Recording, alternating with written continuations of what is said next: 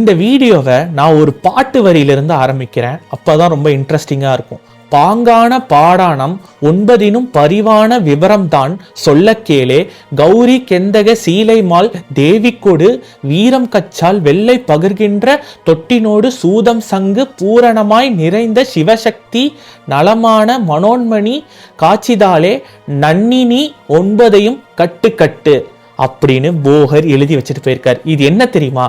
நவபாஷானம் சிலை செய்யறதுக்கான முறை. இதை ரத்தன சுருக்கமா அவர் எழுதி வச்சுட்டு போயிருக்காரு. இதை படிச்சு பார்த்தாலாம் யாருக்கும் புரியாது. அவர் இன்னும் டீட்டெயிலா இதை சொல்லியிருக்காரு. எப்படி செஞ்சாங்கிறத நான் இந்த வீடியோல சொல்றேன். ஸ்கிப் பண்ணாம பாருங்க.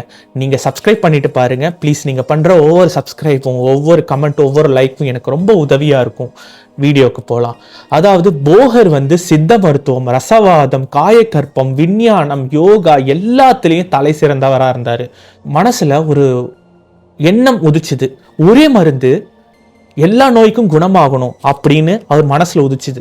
அதனால முருகப்பெருமான நம்பி அவரை மனசுல நினைச்சு கடும் தவம் புரிய ஆரம்பிச்சாரு பழனியில. அப்போ முருகர் பெருமானே அவர் முன்னாடி தோன்றி காரிய சக்தி உபாயம் செஞ்சார். அதாவது இந்த நவபாஷானம்னு ஒரு விஷயம் இருக்கு, அதை செய்யறதுக்கான முறையை போகருக்கு சீடனா போகரை ஏற்றுக்கிட்டு அவர் சொல்ல ஆரம்பித்தார். அந்த இன்ஃபர்மேஷனை வாங்கிட்டு போகர் உடனே இந்த ப்ராசஸில் இறங்கிட்டார். போகர்னு சொல்லும் போது இன்னொரு சித்தர் கண்டிப்பாக கூடவே வருவார், புலிப்பாணி சித்தர். ஏன்னா அவரோட தலை சிறந்த சீடர்களில் அவர் ஒருத்தர். இவர் போகர் புலிப்பாணி சித்தர்கிட்ட இந்த மாதிரி நவபாஷானம் சிலையை நம்ம செய்யணும், உனக்கு கீழே இன்னொரு டீமை ஃபார்ம் பண்ணணும் அப்படின்னு சொன்னோடனே இந்த விஷயம் காட்டு தீ மாதிரி பரவுது. போகர் தான் தலைவர்னு தெரிஞ்ச உடனே உலகத்தில் இருக்க எல்லா சித்தர்களும் வர ஆரம்பித்தாங்க. அதில் அவங்க செலக்ட் பண்ணி 81 சித்தர்களை புலிப்பாணி சித்தருக்கு கீழே வச்சுக்கிட்டாரு. அதாவது புலிப்பாணி சித்தரோட வேலை என்னன்னா, போகர் சொல்கிறத கேட்டு அவர் அதை எக்ஸிக்யூட் பண்ணணும். அவருக்கு கீழே இருக்கிறவங்களுக்கு இவர் ஆர்டர் கொடுப்பாரு. ஸோ இந்த ப்ராசஸ், நவபாஷானம் செய்கிற ப்ராசஸ், இந்த சிலையை 9 வருஷமாக செஞ்சாங்க. 4488 மூலிகைகளை ஆராய்ச்சி செஞ்சு அது 9 பாஷானமாக செஞ்சு வச்சாங்க. அதை 9 போர்ஷனாக பிரித்து வச்சு 9 வகையான எரிபொருட்களால் எரிவூட்டுறாங்க. எரிவூட்டினதுக்கப்புறம் 9 வகையான ஃபில்ட்ரேஷன் ப்ராசஸ், அதாவது வடிகட்டும் முறை. மெய்ஞானம் பேசின அந்த காலத்தில் விஞ்ஞானம் இருந்துச்சுங்கிறதுக்கு இதை விட ஒரு சிறந்த உதாரணம் இருக்காது. இந்த ஃபில்ட்ரேஷன் ப்ராசஸ், வடிகட்டும் முறை முடிஞ்சதுக்கப்புறம் அது டீடாக்ஸ் ஆகிடுச்சு. அதாவது என்னென்னா இதோட விஷத்தன்மை முறிஞ்சு மருந்தாக மாறிடுச்சு. இன்னொரு ஃபைனல் ப்ராசஸ் இருக்குது. அந்த சிலையை மண்ணை தோண்டி அதில் புதைச்சி குறிப்பிட்ட நாள் கழித்து போகர் எடுக்க சொன்னார். சீடர்களும் சித்தர்களும் அதை எடுத்துட்டாங்க. குறிப்பிட்ட நாள் கழித்து எடுத்து போகர் சொல்ல சொல்ல புலிப்பாணி சித்தரும் மற்ற சித்தர்களும் அந்த சிலையை அபிஷேகம் செஞ்சாங்க. அதுக்கப்புறம் மந்திர சொற்களை கோத்தி, நல்ல நல்ல சொற்களை கோத்தி அந்த சிலைக்கு இன்னும் சக்தி கொடுத்தாங்க. இங்கே தான் நவபாஷானம் சிலை உருவாச்சு. இந்த நவபாஷானம்னு சொல்கிறோம்ல, 9 வகையான விஷத்தன்மையுடைய பாஷானங்கள் என்னென்னு அவர் குறிப்பிட்டிருக்காரு. நான் சொல்கிறேன். அந்த பாட்டிலே ஆக்சுவலி எல்லாமே சொல்லிட்டாரு. பட் நான் உங்களுக்கு புரிகிற மாதிரி, எனக்கு புரிஞ்ச மாதிரி நான் உங்களுக்கு சொல்கிறேன், கேளுங்க. கௌரி பாஷானம் ஆர்சனிக் பென்டசல்ஃபேட், கெந்தக பாஷானம் சல்ஃபர், சீலை பாஷானம் ஆர்சனிக் டைசல்ஃபேட், வீர பாஷானம் மெர்க்குரி குளோரைட், வெள்ளை பாஷானம் கச்சான பாஷானம் ஆர்சனிக் ட்ரைஆக்சைடு, தொட்டி பாஷானம், சூத பாஷானம், அப்புறம் கடைசியாக சங்கு பாஷானம். இதெல்லாம் தான் அந்த 9 வகையான பாஷானங்கள்னு அந்த பாடலில் குறிப்பிட்டிருக்கு. அது மட்டும் இல்லை, இந்த பாஷானங்கள்லாம் செஞ்சு முடிச்சோடனே இந்த பாடலையும் அவர் எழுதி வச்சுட்டார். இதை பார்த்து இது ஒன்று தான் நவபாஷான சிலை, அவர்னால மட்டும்தான் செய்ய முடியுமா, நம்மளும் செய்யலான்னு இன்னொரு நவபாஷான சிலையை மற்ற சித்தர்கள் செய்ய ஆரம்பித்தாங்க, காலபைரவர் சிலை. ஆனால் இந்த 9 ப்ராசஸில் ஒரு சின்ன ப்ராசஸ், இம்மி பிசைஞ்சாலும் உயிரை காக்குங்கிற மருந்தே உயிரை எடுக்கும். அதை போகர் ஒரு டிஸ்க்ளைமராக போட்டு தான் இதை செஞ்சார். காலபைரவர் சிலை ஏதோ ஒரு இடத்துல தப்பு நடந்திருக்கு. ஸோ அதை தொட்டு கும்பிட முடியாத அளவுக்கு ஆயிடுச்சு. ஏன்னா அது விஷத்தன்மை வாய்ந்ததாக மாறிடுச்சு. ஸோ அதை பூட்டி வச்சுட்டாங்க. இப்போ போகர் செஞ்ச நவபாஷான சிலையை பற்றி பார்த்தோம். தசபாஷான சிலையும் இன்னொன்று இருக்குது. போகர் செஞ்ச தமபாஷானம் சிலை பழனியில் இருக்கு. தசபாஷானம் குழந்தை வேலப்பர் முருகன் சிலை கொடைக்கானல் பக்கத்தில் இருக்குன்னு ஒரு கதை இருக்கு. இந்த ப்ராசஸ் எல்லாம் முடிஞ்சிச்சு. இப்போ போகர் யார்? அவருக்கு இவ்வளோ பெரிய ஆற்றல் ஏன் வந்துச்சுன்னா, அவர் குரு பக்தியில் மிஞ்ச அவரால் யாராலையுமே முடியாது. ஏன்னா காலங்கிநாதர் தான் அவரோட குரு. குரு சொன்னால் அது ஏன் என்னன்னு கூட கேட்காம உடனே செய்கிறதுல குரு பக்தியில் மிஞ்ச அவரால் முடியாது. ஒரு நாள் குரு அவரை கூப்பிட்டு நீ சீனாவுக்கு போ அப்படின்னு சொல்கிறார். இவர் ஏன் என்னன்னு கேட்காம சீனாவுக்கு அவரோட பயணத்தை தொடங்கி போகிறார். சீன தேசத்தில் 12,000 வருஷம் இருந்தார் அப்படின்னு குறிப்பு இருக்குது. நான் சொன்னேன்ல, அவர் காயக்கற்பம், அதாவது அவங்க உடம்ப எப்படி இவ்வளோ வருஷமாக டிகே ஆகாமல் செல் ரீஜெனரேட் ஆகுதுங்கிறது காயக்கற்ப முறை. இதோ அவர் நூலில் எழுதியிருக்காரு. இது வச்சு தான் பல சித்தர்கள் கோடி வருஷங்கள் வாழ்ந்தாங்கங்கிறது நம்பப்படுது. நம்மளுடைய ஆவரேஜ் இப்போ இருக்கிற ஒரு லைஃப் ஸ்பேன் பார்த்தீங்கன்னா 60-80 சொல்கிறாங்க. ஆனால் 12,000 வருஷம் வெறும் சீன தேசத்தில் மட்டும் அவர் இருந்திருக்காரு. அங்கே போயிட்டு விமானம், நீராவி கப்பல் செய்கிற தொழில்நுட்பங்களை அவர் எழுதி வச்சிருக்காருங்கிற குறிப்பு இருக்குது. அது வெறும் டிசைனு இல்லைனா அந்த எழுத்து வழிபாடில் மட்டும்தான் இருந்துச்சு.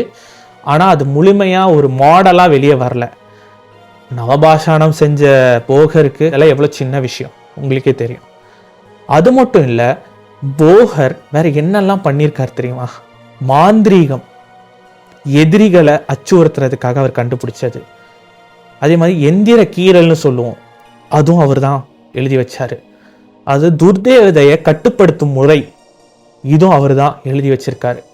ஆனால் இதெல்லாம் கெட்டதுக்காக இல்லை, இதெல்லாம் நல்லது பண்ணுறதுக்காக. ஆனால் இப்போ அப்படியா நடக்குது? இதை அவர் சித்தர்கள் பல சிஷ்யர்களுக்கு அவர் சொல்லி கொடுத்தார் அப்படிங்கிறது தான் வரலாறு. ஆனால் சொல்லி கொடுக்கறதுக்கு முன்னாடி அவர் சத்தியம் வாங்கிட்டார். இதை நல்லதுக்கு மட்டுமே பயன்படுத்தணும்னு சொல்லி சத்தியம் வாங்கிட்டார். ஆனால் யார் அப்படி செய்கிறா? அவர் சீனாவில் ஒரு புத்தகமே எழுதியிருக்காரு அப்படின்னு சொல்கிறாங்க. அது என்னன்னா டாவோ தேச்சிங் அப்படின்னு 81 பாடல்களை கொண்டது. இங்கே எப்படி நம்மளுக்கு திருக்குறள் சுருக்கமாக, ஆனால் அதோட அர்த்தம் எவ்வளோ பெருசோ அதே மாதிரி தான் அந்த புத்தகத்துலேயும் 81 பாடல்கள் இருக்குது. சுருக்கமாக இருந்தாலும் அதோட அர்த்தங்கள் ரொம்ப பெருசு. அதுக்கப்புறம் அவர் சீனாவிலிருந்து இங்கே வந்து நிறைய நூட்கள் எழுதினார். அவர் வந்து அகத்திய முனி, நான் ஆல்ரெடி போன வீடியோவில் சொல்லியிருப்பேன், அகத்தியர் அந்த 7000 போகர் 7000ங்கிற புக்கை அழிக்கிறதுக்கு அகத்தியரும் பல சித்தர்களும் முயற்சி பண்ணாங்க. அதே மாதிரி அகத்தியர் சொன்ன ஒரு வார்த்தைக்காக இவர் பூனையே பேச வச்சிருக்காருங்கிறது இன்னும் அவரோட ஃபாலோயர்ஸ் நம்புகிறாங்க. என்னன்னா, ஒரு நாள் அகத்திய முனி வந்து நீ என்னப்பா சீனாவுக்கு போகிற, வேறு தேசத்துக்கு போகிற, நீ தான் பெரிய ஆளாயிட்ட, ஆனால் என்னமோ நீ நிறைய சித்து விளையாட்டுகள்லாம் செய்கிற அப்படின்னு சொல்கிறாங்க. சித்து விளையாட்டுகள்னு சொல்லும்போது ஞாபகம் வருது, கூடு விட்டு கூடு பாயிறதுல அந்த சித்து முறையை இவர் ரொம்ப கை தேர்ந்தவராக இருந்திருக்கார். அகத்தியர் இவரை நக்கலாக சொல்லியிருக்கார். நிறைய இடத்துல அந்த குறிப்பும் இருக்குது. அவரோட நக்கலுக்கு, அவரோட கிண்டல் பண்ணதுக்கு இவர் பதில் கொடுக்கும் முறையா ஒரு பூனையே பேச வச்சிருக்காரு. ஒரு புலிக்கு உபதேசம் செஞ்சு அதோட குணத்தையே மாற்றிட்டார். ஸோ இதெல்லாம் அவரோட பெருமைகள். இவர் நிறைய புத்தகங்கள் எழுதியிருக்கார். நான் சொன்ன போன வீடியோவில் சொன்னேன், நிகண்டு, போகர் 7000. போகரை பற்றி தெரிஞ்சுக்கணுன்னா போகர் 7000 பாடலை கண்டிப்பாக நீங்கள் படித்தே ஆகணும். போகர் 7000 சப்த காண்டங்கள்னு சொல்லுவாங்க. அதாவது 7 காண்டங்கள், 7 சாப்டர்ஸாக பிரித்து வச்சுருக்காரு. ஃபஸ்ட்டு சாப்டரில் யோகா, பிராணாயாமா இதெல்லாம் எப்படி பண்ணணும் அப்படிங்கிறத சொல்கிறாங்க. 2வது சாப்டரில் 6 சக்கரத்துலேயும் எப்படி நிலைநிறுத்தி நம்ம மனித உடலை நல்லா மேம்படுத்தணுங்கிறத சொல்லியிருக்காரு. அதை மட்டும் இல்லை, சமாதி நிலைகள் நிறைய. நம்ம ஜீவசமாதினா ஒரு ஜீவசமாதி அப்படின்னு நினச்சிருப்போம். ஜீவசமாதியிலே நிறைய வகையான ஜீவசமாதிகள் இருக்குது. நான் அதை தனி வீடியோவே போடலாம், ஏன்னா அவ்வளோ இன்ஃபர்மேஷன்ஸ் அதில் இருக்குது. அதுக்கப்புறம் சித்தர் பரம்பரைகளை பற்றி எழுதியிருக்காரு. 3வது காண்டத்தில் மாயாஜாலங்கள், காயக்கற்பம். நான் சொன்னேன்ல, உடம்பை எப்படி இரும்பாக வச்சுருப்பாங்க, பல 100,000 ஆண்டு ஆனாலும் அவங்க உடம்புக்கு ஒன்றுமே ஆகாது, இளமையாகவே இருப்பாங்க. அது காயக்கற்ப முறை. இதெல்லாம் வந்து மூலிகையை உட்கொண்டு அவங்க அதெல்லாம் செய்வாங்க. 4வது காண்டத்தில் அறிவியல் தொழில்நுட்பம் அந்த காலத்துல எழுதி வச்சுட்டு போயிருக்காரு. 5வதுல இயேசு நபிகள் இவங்களை பற்றி அந்த குறிப்பு அதில் இருக்குது. 6வது காண்டத்தில் மாந்திரீகம், நான் சொன்னேன்ல நல்லதுக்காக மட்டுமே அவர் உருவாக்குனது. 7வது காண்டத்தில் தசாவதாரம் தெரியும்ல உங்களுக்கு, காலங்கிநாதர் சித்தர் தசாவதாரத்தை அவரோட லைஃப் டைமில் ஃபுல்லாக பார்த்துருக்கார். அவர் சொன்னதை இவர் கேட்டு அதை அப்படியே எழுதியிருக்காரு. இந்த போகர் 7000 நூலை அழிக்கிறதுக்கான வழிகள்லாம் நடந்துச்சுன்னு நான் உங்களுக்கு ஆல்ரெடி சொல்லியிருக்கேன். இதுக்கு முன்னாடி இருந்த வீடியோவில் நீங்கள் போய் பார்த்துட்டு வாங்க, அது எப்படி இவர் காப்பாற்றினார். அது மட்டும் இல்லாமல் இந்த போகர் 7000 இந்த புக்கு இது நெருப்பாலேயோ இயற்கை சூழலாலேயோ அழிஞ்சிருச்சுன்னா அதை எப்படி ரிவைவ் பண்ணும், திருப்பி எப்படி கொண்டு வரணுங்கிறத அவர் எழுதியிருக்காருன்னா உங்களால் நம்ப முடியுமா? போகர் 7000 நூலை வாங்கி தரவ படிங்க. ஒரு சித்தர் இல்லை யாரோ ஒருத்தர் புக்கை எழுதிடலாம், அவங்களுக்கு இருக்கிற அறிவை வச்சு அவங்க எழுதிடலாம். ஆனால் அதை பல நூற்றாண்டுகளாக என் ஜென்ரேஷன் அடுத்த வர ஜென்ரேஷன் அதுக்கு அடுத்து வரவங்க இதை பார்த்து தெரிஞ்சுக்கணும், நம்மளோட பெருமையை காப்பாற்றணுன்றதுக்காக அந்த புக்கை எப்படி எவ்வளோ சேதம் அடைஞ்சாலும் திருப்பி அதை கொண்டு வரணுங்கிற முறை அந்த புக்கில் இருக்குது அப்படின்னு சொல்கிறாங்க. உங்களுக்கு சொன்னேன்ல, சீனாவில் போகர்னு சொன்னால் நிறைய பேருக்கு தெரியாது. சீனாவில் அவர் பேர் வந்து போயங் பே டாவோ சே இப்படின்னு எனக்கு ப்ரொனவுன்சியேஷன் சரியாக தெரில, ஆனால் இப்படி தான் போகரை அங்கே குறிப்பிடுறாங்க. போகர் அங்கே மட்டும் இல்லை, பல இடத்துக்கு கடல் கடந்து நாடு கடந்து போயிருக்காரு. நம்ம பெருமையை அங்கேயும் சொல்லியிருக்காரு.